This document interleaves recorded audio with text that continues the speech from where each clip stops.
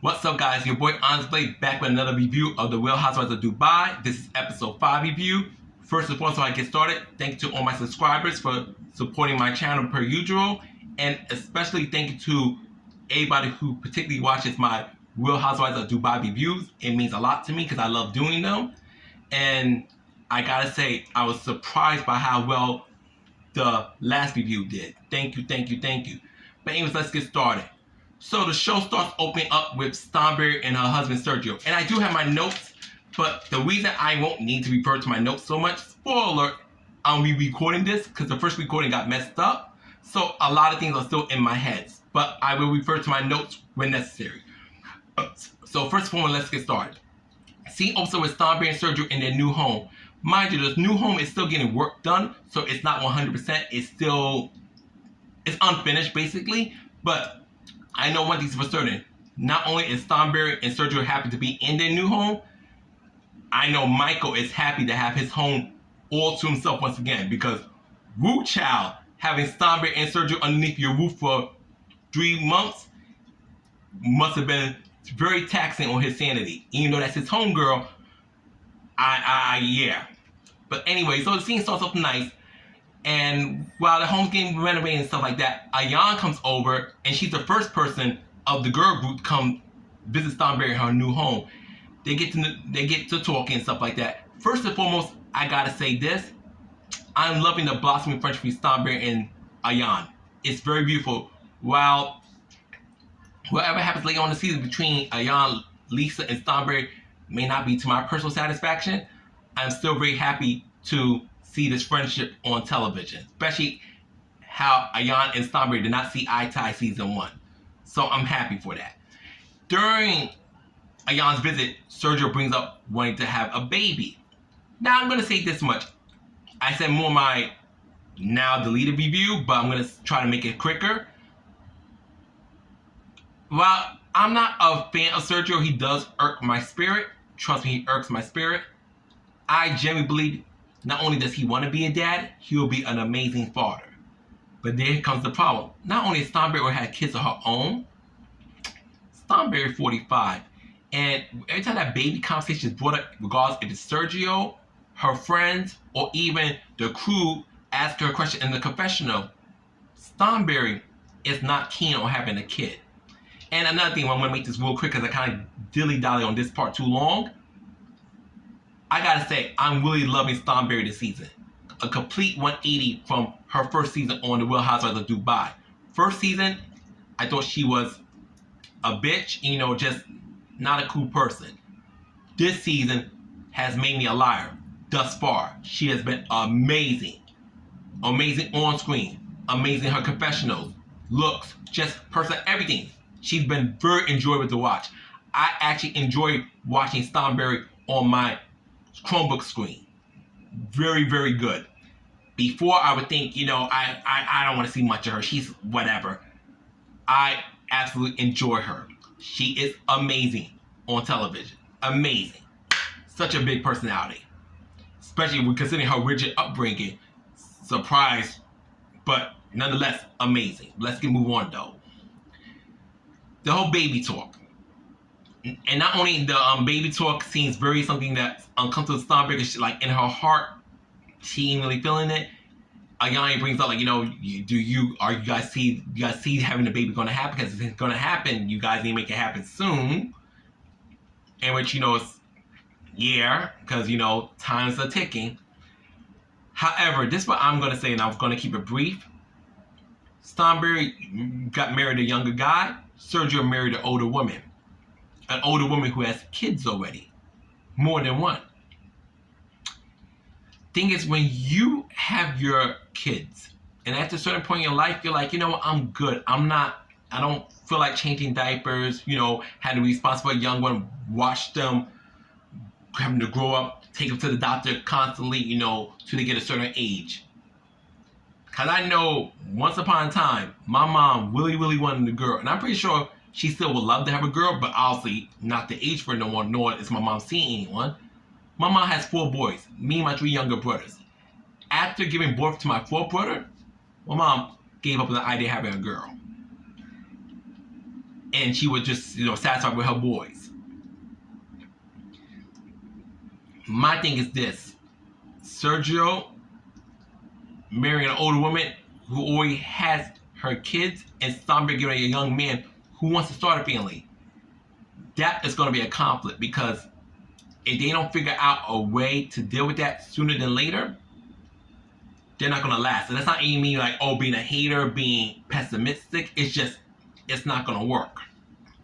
But anyways, we move on to Talene and her husband, Wafi. Gonna make this quick as well.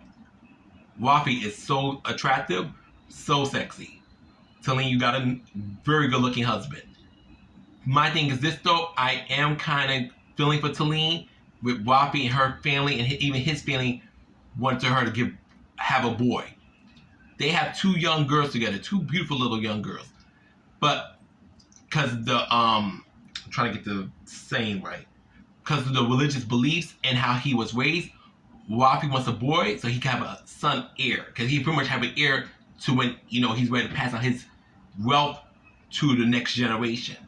Well, I understand that, I also don't, because I'm like, why can't you just make sure the girls get the wealth? They won the business. You got heiresses. While I understand that, I also feel if Talene doesn't really want to have the baby, she shouldn't be feel like she's being pressured to have another child. Let's just say if Talene does have another kid with Wafi,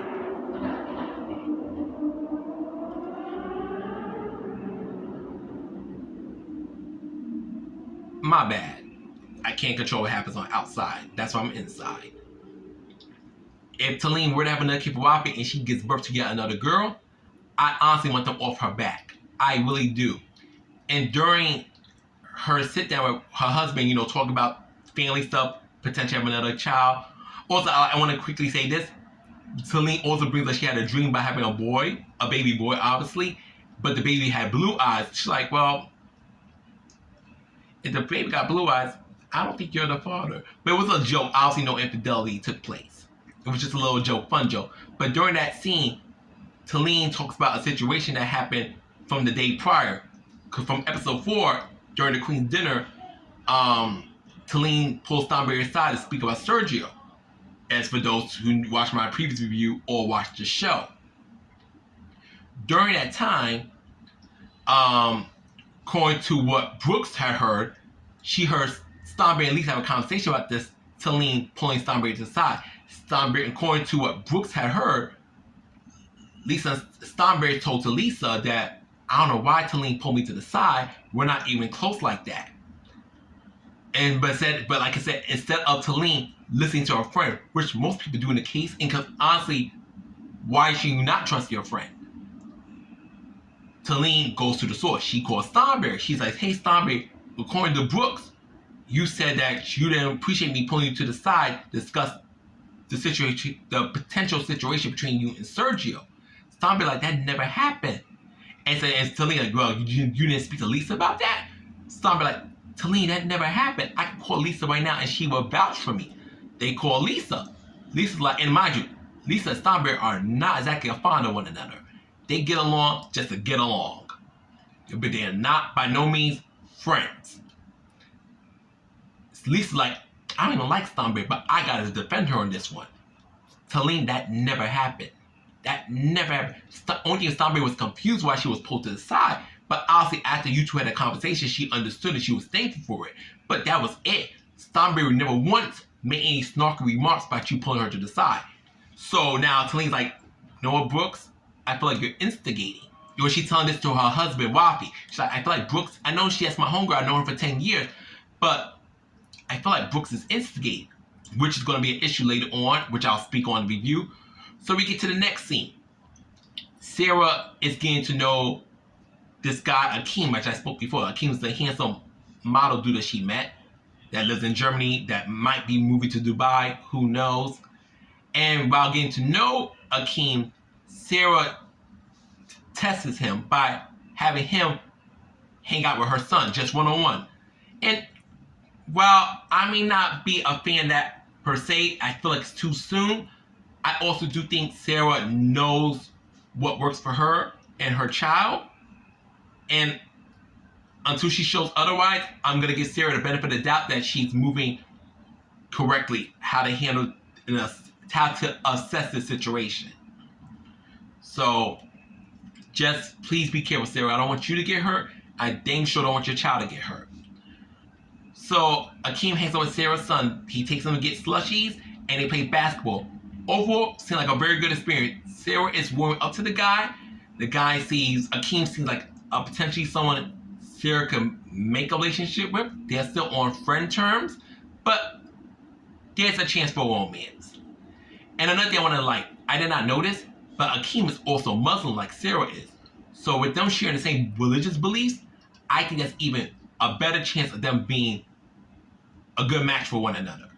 Because I think when you date someone, I think it's very important that you two have the same basic ideologies, and when you have the same religion, there's less likely of a chance for conflict of beliefs and morals. But anyways, that happens, and it seems a good scene. Another scene happens afterwards of Lisa promoting new. Give me a second. Promoting new things for her business, Mina Rowe, which I'm so happy it's going so well with her. I love that Mina Rowe keeps growing, and just continues on being successful. She's currently getting ready skincare products for expecting mothers. Because Mina Rowe is known for pregnancy fashion, but you got to expand your empire in order for it to keep on being successful, which I'm so proud of Lisa. So dang proud of her. I'm so happy for her. God bless her. So, it's nice photo shoot, things getting ready for future items that customers can purchase from the Mina Rowe website. It's geared to women who are expecting. But, it's good to have variety. And so that was that beautiful, cute scene. I loved it. Let me see anything I'm trying to get to, because I'm trying to keep this condensed so I don't have another issue. Next scene takes place. It's the Ramadan scene. So after Sarah and Akeem had their one-on-one on the previous moment, the previous cutscene, whatever, I guess the day before, whatever, they're celebrating Ramadan, which is a big religion, very, very influential religion, a very influential part of the Muslim religion.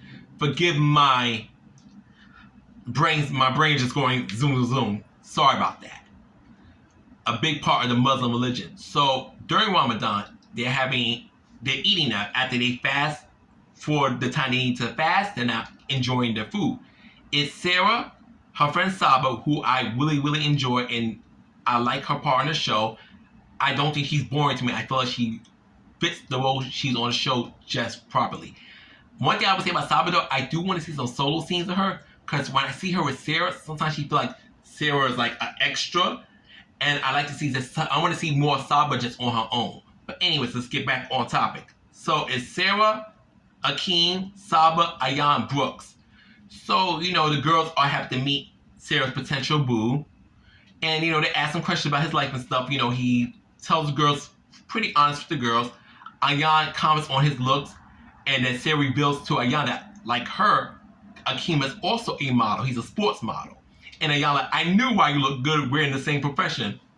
Funny seeing Brooks give Sarah props for getting a good-looking guy. And, that's that. Now I'm going to look, Now I'm going to look into my notes. Now I'm kind of, We're good. We're actually doing great. I got majority of this out the way. So, after the Ramadan scene, which was a very nice scene, very, very nice, we get to Talene and Brooks having a sit down at a restaurant. So this is back to what I was speaking about earlier, the whole situation where Brooks told Talene that Stonberry was not fond of her, pulling her to the side, and Stonberry and Lisa that never happened. So Talene decides to have a sit down with Brooks to discuss why is Brooks instigating. So Talene's like, hey Brooks, I know you, my girl. I know you know me for a very long time, and I always feel like you have my best interest at heart, but I think you right now, you're instigating. You're creating a situation that does not need to exist and trying to bring drama between me and Thornberry that isn't real. And well, first, Brooks is listening to Talene, but I guess Brooks felt that Talene was defending Thornberry, and just like, which, you know, I understand, because it's like I said, Talene definitely believes that Thornberry did not say that, and I believe Thornberry did not say that. That's just my opinion, of course. I wasn't there, but I definitely don't think Thornberry said that. Brooks gets pissed off because she's feeling like, you're going to take the word of a woman you barely know versus me who you know 10 years. And Talene's like, but Brooks, I feel like you mean well. I feel like you instigate sometimes. And Brooks took offense to that. So after a little back and forth, nothing was really resolved. The girls just ended there because Talene tried to get her point across, but Brooks was not feeling what Talene was trying to say. Now, during this time, Sergio's folks come through to visit him and his wife at their new home. Mind you, the home is still not finished, but they knew that when coming in. Sergio's family is very pleasant, very nice, and while Thornberry has grown to appreciate her in-laws, she's damn sure ain't trying to hang out with them. So Thornberry planned a nice little event for her and the girls. That means Sergio stayed home with his folks. Thank you, Thornberry, for her and the girls so she can get away from her in-laws. Wink, wink. And while they all meet up at the desert, mind you, one thing I'm going to say about that. Well, it was a nice event. Dubai is blazing hot. I don't care how nice the event could have been. I'm not going sitting out in the desert to eat. No. I have to be underneath some shade. I would die. I would just dry up like a raisin. I couldn't do it. But the girls go to meet Thornberry at the location after, they do the car rides and stuff. I'm trying to get through the stuff that's not essential. But one thing I would say, when the car rides took place, because Juliana was also there with Thornberry to meet the girls. Thornberry and Talene drove together. Lisa Ayan drove together. Sarah and Saba and Brooks drove with Juliana. While Thornberry and Talene were in the car, they start talking, and Talene's like, Thornberry, I'm trying to get to know you and stuff like that. And but I feel like Brooks is like, trying to make things not good between us. And Thornberry's like, yeah, I don't know what's up with Brooks. Brooks seems to be really on some messiness. And they just get talking, they get to know each other better. And like I said earlier, while it's good to trust your friends, it's also good to have a mind of your own. And I'm so proud that Talene doesn't just take what Brooks says. It's like, okay, Brooks said it, it must be true. She does her own investigating. She finds out for herself if something was said about her in a negative way, in a positive way, whatever. But Talene does the work herself. She doesn't take what someone else tells her and just runs with it. So I like that about Talene. Even though, because she's like that, because she's got a mind of her own, it puts her in a crossroads with Brooks.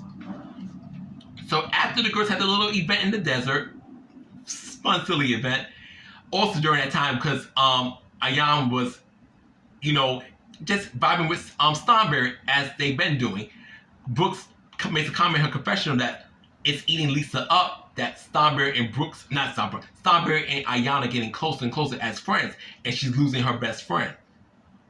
Which, as the show season previews, we'll see how that all goes down in due time. But right now, the friendship is still solid. Because another thing I almost forgot to mention, during the Ramadan scene, while they were eating stuff, Sarah tries to bring up Lisa's behavior at the Queen's dinner.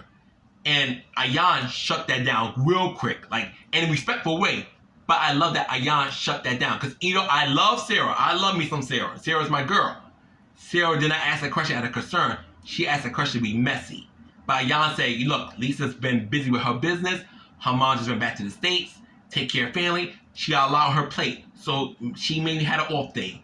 But if you have any questions for Lisa, don't ask me, go ask Lisa. I love that Ayan did that. I really do. Shout out to Ayan. So after the activities in the desert, the girls sit down and eat. And while they're eating, Talene decides to discuss with the girls the conversation she has with Brooks. To me, I think the way Talene handled that particular situation, though, wasn't the best. I think they could have waited a little later to things kind of chill down, because Brooks was not feeling even when they all met up, Brooks was already upset with Talene. So when Talene starts like trying to explain this, like, why is Brooks doing this, and like, you know, realizing her friend of 10 years isn't really trying to hear her out, Brooks is kind of like, you know, really just dismissing her. And Talene goes to her, at one point Talene pretty much says to her, if you're not willing, like, you know, I'm paraphrasing here, if you're not willing to hear me out as your friend, I guess our friendship doesn't really matter to you. And then, you know, Brooks pretty much like, well, that's fine. Pretty much dismisses Talene. And it's like, wow. My whole thing, and I think is right now, I guess, in House of Tradition, we always need a villain. I feel like this season, Brooks is the villain of the season.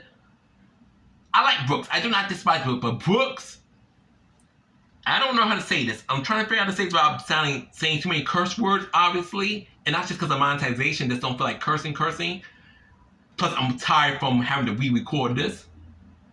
I feel Brooks is being confrontational and being combative when there's no need to.